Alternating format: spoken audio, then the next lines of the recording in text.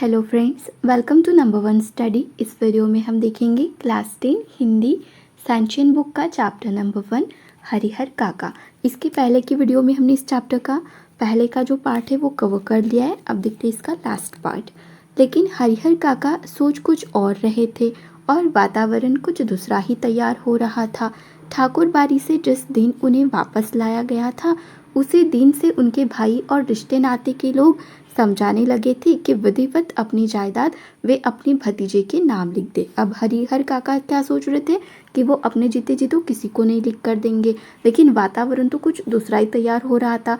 जब से उन्हें ठाकुर बाड़ी से घर लेकर आए थे उस दिन से उनके भाई और रिश्ते नाते के जो लोग थे वो क्या कर रहे थे, बोल रहे थे कि विधिवत अपनी जायदाद को अपने भतीजों के नाम लिख दे। वह जब तक ऐसा नहीं करेंगे तब तक महंत की गिद्ध दृष्टि उनके ऊपर लगी रहेगी। सिर पर मंडरा रहे तूफान से मुक्ति पाने के लिए उनके समक्ष अब यही एकमात्र रास्ता है। ऐसा सब लोग समझाने लगे कि इस तूफान से मुक्ति पाने के लिए बस यही एक रास्ता है कि अपने भतीजों के नाम अपनी जायदाद लिख दो। सुबह दोपहर शाम रात गए तक यही चर्चा, लेकिन हरिहर काका साफ नकार जाते। सब लोग उन्हें यही बात बोलते, लेकिन हरिहर काका बेचारे अकेले थे और वो ना कहते थे। कोई उनके साइड से नहीं था। मेरी बात तो मेरी जायदाद इस परिवार को स्वतः मिल जाएगी, इसलिए लिखने का कोई अर्थ नहीं। और हरिहर काका का तो यही मानना था कि मेरे मरने के बाद तो भाई मेरी जायदाद मेरे भाइयों को ही मिलेगी, तो फिर लिखने का क्या अर्थ है, क्योंकि अब मैं जिंदा हूँ तो मैं नहीं लिखने वाला, क्योंकि मेरी इच्छा नहीं है, ऐसा उनका मानना था। महंत ने अंगूठे के जो जबरन निशान दिए हैं उसके खिलाफ मुकदमा हमने किया ही है, तो महंत भी कुछ नहीं कर सकते। भाई जब समझाते समझाते हार गए तब उन्होंने डांटना और दबाव देना शुरू किया। पहले तो उन्होंने समझाया अच्छे से, फिर उन्हें लगा कि क्या ये रोज के नाटक, मतलब हरिहर काका तो मान ही नहीं रहे, समझ ही नहीं रहे, तो उन्होंने फिर डांटना और दबाव देना शुरू किया। लेकिन काका इस रास्ते भी राजी नहीं हुए। कितना भी डांट डपट लेते लेकिन हरिहर काका तो मान ही नहीं रहते। स्पष्ट कह दिया कि अपनी जिंदगी में वह नहीं लिखेंगे। बस एक रात उनके भाइयों ने वही रूप धारण कर लिया जो रूप महंत और उनके सहयोगी ने धारण किया था। मतलब बहुत ही खतरनाक हुआ। देखो हरिहर काका के साथ पहले तो महंत जी ने अटैक किया, अब खुद के भाइयों ने। हरिहर काका को अपनी आंखों पर विश्वास नहीं हुआ। उनके वही अपने सगे भाई जो उनकी सेवा और सुरक्षा में तैयार रहते थे, उन्हें अपना अभिन्न समझते थे, जो उनकी नींद ही सोते और जागते थे, हथियार लेकर उनके सामने खड़े थे। अब कह रहे थे सीधे मन से कागजों पर जहाँ जहाँ जरूरत है अंगूठे के निशान बनाते चलो, अन्यथा मारकर यही घर के अंदर गाड़ देंगे। गांव के लोगों को कोई सूचना तक नहीं मिलने पाएगी। देखो कैसे धमकाया उनके भाइयों ने कि जल्दी से कागजात पर साइन कर दो, नहीं तो इसी घर के अंदर मार देंगे और गाड़ देंगे, किसी को पता भी नहीं चलेगा। क्योंकि वैसे ही पहले ही महंत जी ने ऐसा सब कुछ कर लिया था, तो लोगों को डाउट होगा कि फिर से महंत ने किडनैप कर लिया होगा, है ना। अगर पहले वाली बात होती तो हरिहर काका डर जाते। अज्ञान की स्थिति में ही मनुष्य मृत्यु से डरते हैं। जब अज्ञान रहते तो उस स्थिति में मृत्यु से डर लगता है। लेकिन देखो ज्ञान होने के बाद तो आदमी आवश्यकता पड़ने पर मृत्यु को वरण करने के लिए तैयार हो जाता है। ज्ञान जब आता है आदमी के पास तो लगता है कि चाहे मतलब मरण मृत्यु आती भी है कोई फर्क नहीं पड़ेगा। हरिहर काका ने सोच लिया कि ये सब एक ही बार उन्हें मार दे। उनको लगता था कि मार ही दो मुझे और फिर मैं जैसे कि अगर लिख कर देंगे तो क्या होगा, बाद में उनके हाल होंगे, है ना, कोई उनकी सेवा नहीं करेगा। उससे अच्छा तो क्या होगा, फिर मार दो, हरिहर काका रहेंगे ही नहीं तो उन्हें भी कोई प्रॉब्लम नहीं, वह ठीक होगा। लेकिन अपनी जमीन लिखकर रमेसर की विधवा की तरह शेष जिंदगी वे घुट घुट कर मरे, यह ठीक नहीं होगा। रमेसर कोई एक पर्सन होगा उस गांव का, उसकी विधवा उसके मरने के बाद उसकी विधवा ने अपनी जो ज़मीन थी वो किसी को लिख कर दी होंगी, है ना, और वो अब कैसी ज़िंदगी जी रही है, घुट घुट कर मर रही है ना। रमेसर की विधवा को बहला फुसला कर उसके हिस्से की ज़मीन रमेसर के भाइयों ने लिखवा ली। शुरू में तो उसका खूब आदर मान किया, लेकिन बुढ़ापे जैसे बूढ़ी हुई, बुढ़ापे में उसे दोनों जून खाना देते उन्हें अखरने लगा। उनको अखरने लगा था कि अब तो भाई हम खाना नहीं दे सकते इसे। अंत में तो उसकी वह दुर्गति हुई कि गांव के लोग देखकर सिहर जाते। हरिहर काका को लगता है कि अगर रमेसर की विधवा ने अपनी ज़मीन नहीं लिखी होती तो अंत समय तक लोग उसके पाँव पकारते होते, मतलब उनकी सेवा कर रहे होते, हाँ, उनके ज़मीन के लालच में। हरिहर काका गुस्से में खड़े हो गए और गरजते हुए कहा, मैं अकेला हूँ, तुम सब इतने हो, ठीक है मुझे मार दो, मैं मर जाऊंगा, लेकिन जीते जी एक धूर जमीन भी तुम्हें नहीं लिखूंगा। तुम सब ठाकुर बाड़ी के महंत पुजारी से तनिक भी कम नहीं। ऐसा सब कुछ उन्होंने अपने भाइयों को कहा। देखते हैं कैसे नहीं लिखोगे, लिखना तो तुम्हें है ही, चाहे हंस के लिखो या रो के। अब ये किसका सेंटेंस था? उनके भाइयों का। मतलब बोल रहे थे कि लिखना तो तुम्हें है ही, हंस के लिखो नहीं तो फिर रो के लिखो। और देखो तीनों भाई हरिहर काका को कैसे पकड़े हैं और उनको मार रहे हैं लाठी से। हरिहर काका के साथ उनके भाइयों की हाथापाई शुरू हो गई, मतलब मारपीट शुरू हो गई। हरिहर काका अब उस घर से निकलकर बाहर गांव में भाग जाना चाहते थे, लेकिन उनके भाइयों ने उन्हें मजबूती से पकड़ लिया था। प्रतिकार करने पर अब वे प्रहार भी करने लगे थे। प्रहार मतलब मारने लग गए थे। अकेले हरिहर कई लोगों से जूझ सकने में असमर्थ थे, मतलब वो फेल हो रहे थे उनके साथ फाइट करने में। फलस्वरूप उन्होंने अपनी रक्षा के लिए खूब जोर जोर से चिल्लाना शुरू कर दिया। अब भाइयों को चेत आना मतलब अब उनको समझ आया कि मुंह तो उन्हें पहले ही बंद कर देना चाहिए था। उन्होंने तत्क्षण उन्हें पटक उनके मुंह में कपड़ा ठूस दिया, लेकिन ऐसा करने से पहले ही काका की आवाज़ गांव में पहुंच गई थी। टोला पड़ोस के लोग दालन में जुटने लगे थे। ठाकुर बाड़ी के पक्षधरों के माध्यम से तत्काल यह खबर महंत जी तक भी चली गई थी, लेकिन वहां उपस्थित हरिहर काका के परिवार और रिश्ते नाते के लोग गांव के लोगों को समझा देते कि अपने परिवार का निजी मामला है। निजी मतलब पर्सनल मैटर है, इससे दूसरों को क्या मतलब। लोग जम तो गए थे, बोल भी रहे थे, लेकिन हरिहर काका के भाई और उनके रिश्ते नाते के लोग वो लोगों को कहने लगे कि ये हमारा पर्सनल मैटर है, तुम लोगों को बीच में नहीं पड़ना चाहिए। लेकिन महंत जी ने वह तत्परता और फुर्ती दिखाई जो काका के भाइयों ने भी नहीं दिखाई थी। वह पुलिस की जीप के साथ आधम के, क्योंकि उनके भाइयों ने भी सेम किया था, है ना, महंत जी के साथ, तो अब महंत जी भी करना चाहते थे। पुलिस आने के बाद निजी मामले का सवाल खत्म हो गया। घर तलाशी शुरू हुई। फिर हरिहर काका को उससे भी बदतर हालत में बरामद किया गया, जिस हालत में ठाकुर बाड़ी से उन्हें बरामद किया गया था। ठाकुर बाड़ी में तो भी इतनी बुरी हालत नहीं की गई थी जितनी कि उनके खुद के भाइयों ने कर रखी थी। बंधन मुक्त होने और पुलिस की सुरक्षा पाने के बाद उन्होंने बताया कि उनके भाइयों ने उनके साथ बहुत जुल्म अत्याचार किया है। जबरन अनेक कागजों पर उनके अंगूठे के निशान लिए हैं, कि उन्हें खूब मारा पीटा भी है, कि उनकी कोई भी दुर्गति बाकी नहीं छोड़ी है, कि अगर और थोड़ी देर तक पुलिस नहीं आती तो वह उन्हें जान से मार देते। उन्होंने तो प्लान बनाया था ना, उनको मारकर घर के अंदर ही गाड़ देने का। हरिहर काका के पीठ, माथे और पाँव पर कई जगह जख्म के निशान उभर आए थे। वह बहुत घबराए हुए से लग रहे थे, काँप रहे थे। अचानक गिरकर बेहोश हो गए। मुंह पर पानी छिड़ककर उन्हें होश में लाया गया। भाई और भतीजे तो पुलिस आते ही चंपत हो गए। भाई और भतीजे पुलिस को देख वहां से भाग गए थे। पुलिस की पकड़ में रिश्ते के 2 व्यक्ति आए। रिश्ते के शेष लोग भी फरार हो गए थे। हरिहर काका के साथ घटी घटनाओं में यह अब तक की सबसे अंतिम घटना, मतलब इसके बाद ऐसा कुछ भी नहीं हुआ हरिहर काका के साथ। इस घटना के बाद काका अपने परिवार से एकदम अलग रहने लगे हैं, क्योंकि वो लोग तो उनको मारने ही वाले हैं ना, तो क्या फ़ायदा उनके साथ रहने का। उनकी सुरक्षा के लिए राइफलधारी पुलिस के 4 जवान मिले हैं। हालांकि इसके लिए उनके भाइयों और महंत की ओर से काफ़ी प्रयास किए गए। असल में भाइयों को चिंता थी कि हरिहर अकेले रहने लगेंगे, तब ठाकुर बाड़ी के महंत अपने लोगों के साथ आकर पुनः उन्हें ले भागेंगे। और यह चिंता महंत जी को भी थी कि हरिहर को अकेला और असुरक्षित पा उनके भाई पुनः उन्हें धर दबोचेंगे।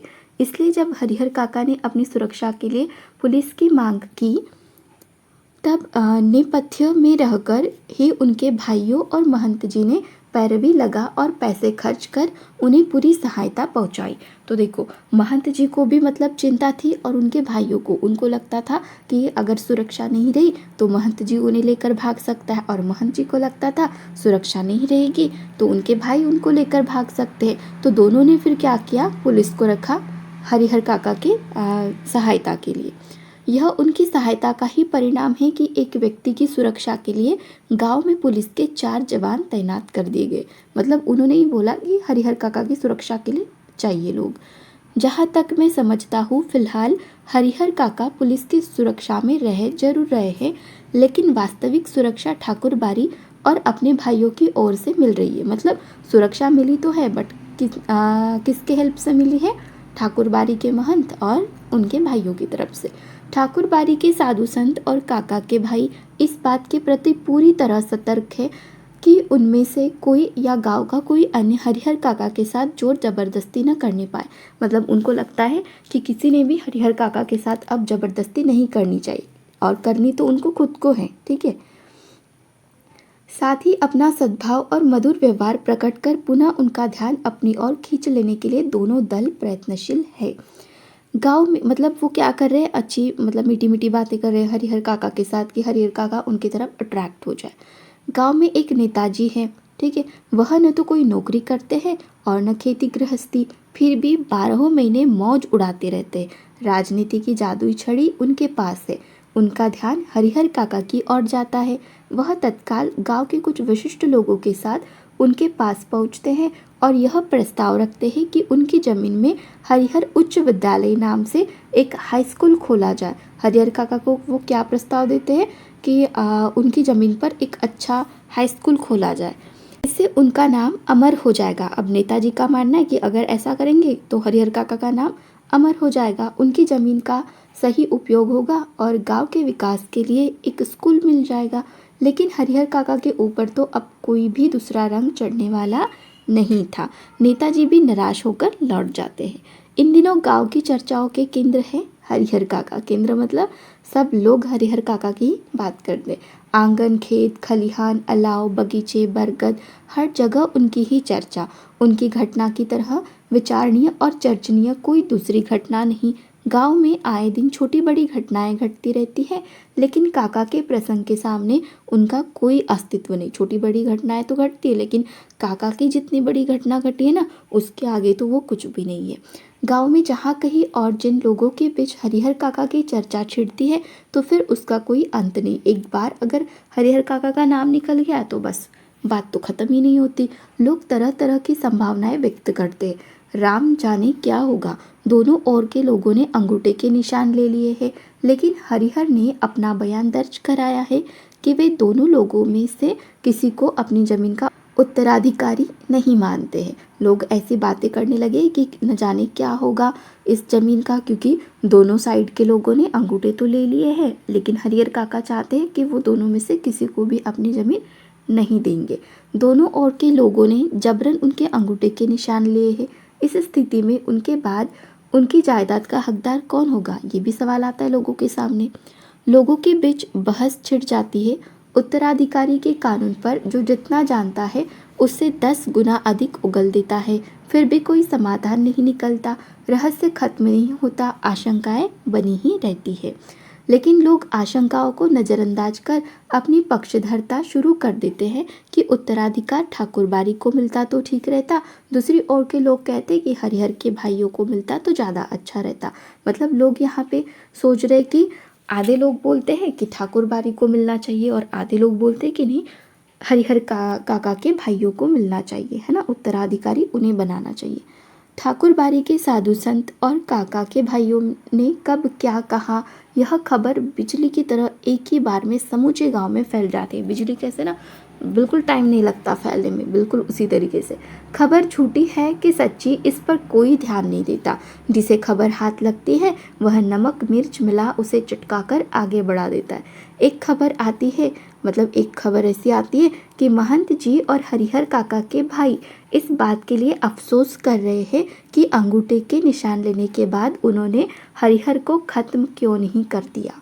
बात ही आगे नहीं बढ़ती। एक दूसरी खबर आती है कि हरिहर मरेंगे तो उन्हें अग्नि प्रदान करने के लिए ठाकुर बाड़ी के साधु संतों और काका के भाइयों के बीच काफ़ी लड़ाई होगी। ऐसे भी लोग बातें करने लगे हैं। अब तो बेचारे काका जिंदा ही है ना, उनके मरने की बात चल रही है। दोनों ओर से अग्नि प्रदान करने का निश्चय हो चुका है। मतलब ठाकुर बाड़ी के लोग भी बोलते कि हम अग्नि देंगे और उनके भाई बोलते कि नहीं हम अग्नि देंगे। इस संदर्भ में उनकी लाश हस्तगत करने के लिए खून की नदी बहेगी। एक तीसरी खबर आती है कि हरिहर काका की मृत्यु के बाद उनकी ज़मीन पर कब्जा करने के लिए उनके भाई अभी से तैयारी कर रहे हैं। अभी से वो जुड़ चुके हैं इसमें। इलाके के मशहूर डाकू है बूटन सिंह से उन लोगों ने बातचीत पक्की कर ली है। हरिहर के 15 बीघे खेत में से 5 बीघे बूटन लेगा और 10 दखल करा देगा। इससे पहले भी इस तरह के 2-3 मामले बूटन ने निपटाए हैं। पूरे इलाके में उसके नाम की तूती बोलती है। तूती बोलती है मतलब सब लोग जानते हैं उसकी करतूतों के बारे में कि कितना डेंजरस है। एक चौथी खबर आती है कि महंत जी ने निर्णय लिया है हरिहर की मृत्यु के बाद देश के कोने कोने से साधुओं और नागाओं को वह बुलाएंगे और जैसा उनके भाई करना चाहते ना वैसा ही वो करना चाहते। रहस्यात्मक और भयावनी खबरों से गांव का आकाश आच्छादित का अर्थ होता है ढका हुआ है। दिन प्रतिदिन आतंक का माहौल गहरता जा रहा है। सबके मन में यह बात है कि हरिहर कोई अमृत पीकर तो आया है नहीं। मतलब सबको लग रहा है कि अमृत तो नहीं पिया है, एक ना एक दिन तो मरना है, एक ना एक दिन उन्हें मरना ही है। फिर एक भयंकर तूफान की चपेट में यह गांव आ जाएगा। उस वक्त क्या होगा कुछ कहा नहीं जा सकता। यह कोई छोटी लड़ाई नहीं, एक बड़ी लड़ाई है, क्योंकि 2 ग्रुप बन चुके ना गांव में, तो दोनों लड़ेंगे उनकी मृत्यु के बाद। जाने अनजाने पूरा गांव इसकी चपेट में आएगा ही। इसीलिए लोगों के अंदर भय भी है और प्रतीक्षा भी। एक ऐसी प्रतीक्षा जिसे झुठलाकर भी उसके आगमन को टाला नहीं जा सकता। प्रतीक्षा है, उसे झुठलाकर उसके आगमन को तो नहीं टाला जा सकता क्योंकि आने वाली तो है ना। और हरिहर काका वह तो बिल्कुल मौन मतलब कुछ बोलते ही नहीं है। मौन हो अपनी ज़िंदगी के शेष दिन काट रहे हैं। एक नौकर रख लिया है उन्होंने, वही उन्हें बनाता खिलाता है। उनके हिस्से की ज़मीन में जितनी फसल होती है उससे अगर वह चाहते तो मौज की ज़िंदगी बिता सकते थे, लेकिन उन्होंने तो मौन धारण कर लिया है ना। लेकिन वह तो गूंगेपन का शिकार हो गए हैं। कोई बात कहो, कुछ पूछो, कोई जवाब नहीं। खुली आंखों से बराबर आकाश को निहारा करते हैं। सारे गांव के लोग उनके बारे में बहुत कुछ कहते सुनते हैं, लेकिन उनके पास अब कहने के लिए कोई बात नहीं है। देखो पूरे गांव में हरिहर काका की चर्चा चल रही है, लेकिन बेचारे हरिहर काका के पास किसी को कुछ बोलने के लिए कुछ भी नहीं है उनके पास। अब उनको किसी पे ट्रस्ट ही नहीं है, ऐसा बोल सकते हम। पुलिस के जवान हरिहर काका के खर्चे पर ही खूब मौज मस्ती से रह रहे हैं, क्योंकि भाइयों को मिल रहा था। उनको तो अच्छा खासा मतलब मस्त मजा करने के दिन थे, तो उन्होंने अपना दिखा दिया हरिहर काका को मारकर, है ना। तो अब जो पुलिस है वो मौज मस्ती कर रहे। जिसका धन वह रहे उपास, खाने वाले करे विलास। अब तक जो नहीं खाया था दोनों जन उसका भोग लगा रहे। तो ऐसा था इसका एक्सप्लेनेशन इस चैप्टर का। यहाँ पे हमारा चैप्टर कंप्लीट हो गया। इसके क्वेश्चन आंसर्स नेक्स्ट वीडियो में करेंगे। अगर वीडियो अच्छी लगी हो, हेल्पफुल लगी हो, तो वीडियो को लाइक करना, अपने फ्रेंड्स के साथ शेयर करना और चैनल को सब्सक्राइब जरूर करना। Thank you.